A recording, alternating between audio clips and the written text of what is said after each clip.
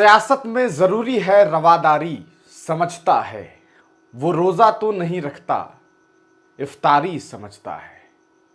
ये बात दूसरे लोग समझे या ना समझे, लेकिन अब मिल्ली तंजीम के जो रहनुमा हैं वो समझ गए हैं। और यही वजह है कि बिहार के मुख्यमंत्री नीतीश कुमार के द्वारा आयोजित किए जाने वाले इफ्तार पार्टी का पूरी तरीके से मिल्ली संगठन ने बाइकॉट कर दिया है। आपको बता दें, पहले मौलाना अरशद मदनी जमीयत उलमाए हिंद के सदर होने के नाते उन्होंने एक अपने ट्विटर हैंडल से पोस्ट किया, जिसमें उन्होंने बिहार के मुख्यमंत्री श्री नीतीश कुमार, केंद्रीय मंत्री श्री चिराग पासवान और साथ ही साथ चंद्रबाबू नायडू के द्वारा आयोजित किए जाने वाले इफ्तार पार्टी को बाइकॉट करने का ऐलान किया। और ये कहा कि अगर ये लोग हमारे दुख में साथ नहीं हैं तो हमें इनकी इफ्तार पार्टी में शामिल होने की कोई ज़रूरत नहीं है। यकजहती अगर वाकतन ये लोग चाहते तो वक्फ के मामले में कम अज़ कम हमारे साथ खड़े होते।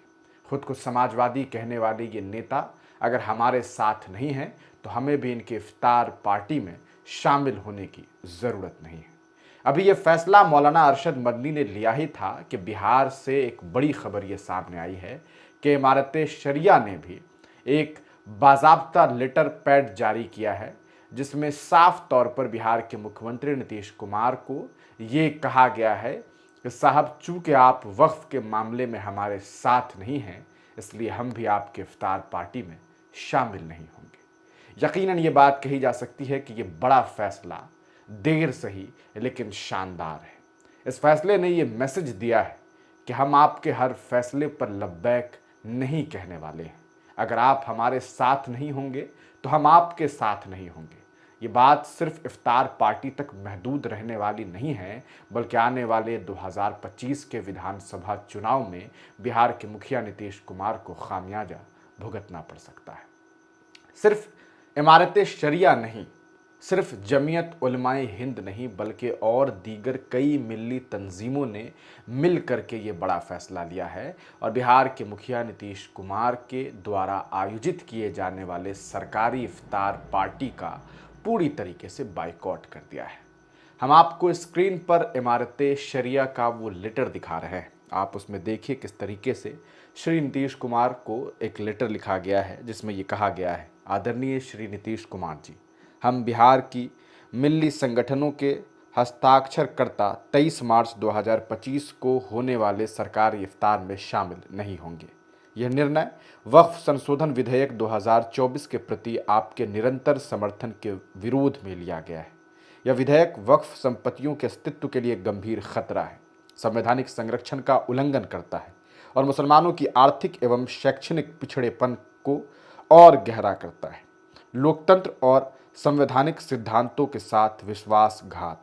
आपने बिहार की जनता से धर्मनिरपेक्ष शासन और अल्पसंख्यकों के अधिकारों की रक्षा का वादा करके सत्ता प्राप्त की थी, लेकिन भाजपा के साथ आपका गठबंधन और इस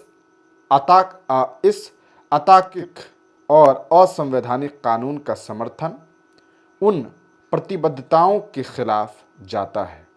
यदि यह विधेयक लागू हुआ तो यह शिक्षा, स्वास्थ्य, महिला आश्रयों और धार्मिक स्थलों के लिए समर्पित सदियों पुराने वक्फ संस्थानों को नष्ट कर देगा। इससे मुस्लिम समुदाय और अधिक वंचित और गरीब हो जाएगा, जैसा कि सच्चर समिति की रिपोर्ट में पहले ही चेतावनी दी गई थी।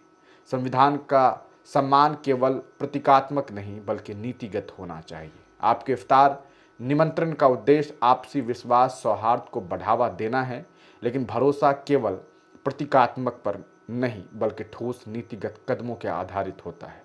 आपकी सरकार द्वारा मुसलमानों की चिंताओं की उपेक्षा ऐसे औपचारिक आयोजनों को अर्थहीन बना देती है। बिहार के मुखिया को ये लेटर इमारत शरिया ने लिखा है। आप अंदाज़ा लगा सकते हैं कि किस बेबाकी के साथ इस बार मिल्ली संगठन के लोग वक्फ के मामले में लड़ाई लड़ने को तैयार हो गए हैं।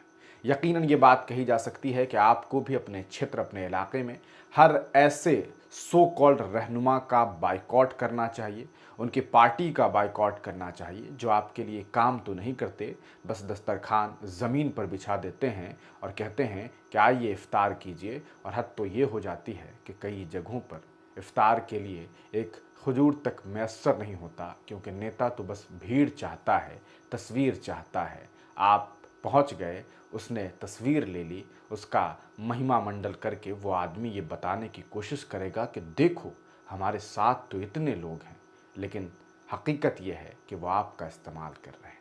आप उन्हें इस्तेमाल कीजिए, उनसे काम करवाइए। ये संविधान सिखाता है, ये देश का लोकतंत्र सिखाता है। तमाम मिली तंजीमों के इस फैसले को आप किस तरीके से देखते हैं, अपनी राय कमेंट सेक्शन में ज़रूर दीजिएगा।